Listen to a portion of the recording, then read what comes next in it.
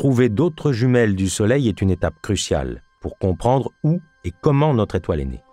Et les astronomes comptent beaucoup pour ce faire sur le télescope spatial Gaïa. Une autre leçon que l'on pourrait tirer de cette étude concerne les chances que la vie soit née autre part que sur Terre. Peut-être devrait-on consacrer notre quête d'une vie extraterrestre aux étoiles jumelles, ou du moins à celles semblables au Soleil.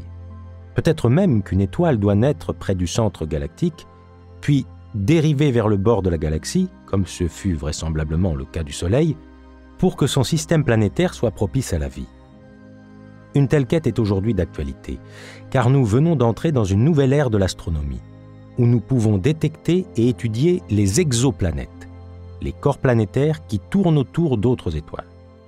Les astronomes disposeront bientôt d'une technologie suffisamment avancée pour recueillir le spectre lumineux de leurs atmosphères, ce qui permettra d'y repérer la présence de gaz vitaux, comme l'oxygène et la vapeur d'eau.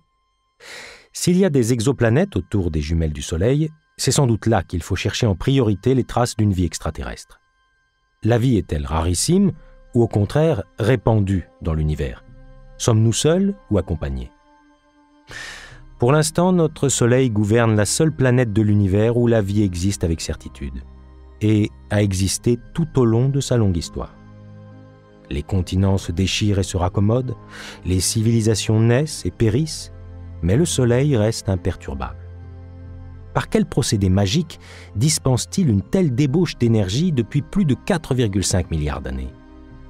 Tout au long du XXe siècle, répondre à cette question a mobilisé autant d'efforts que ceux consacrés à découvrir l'origine du Soleil.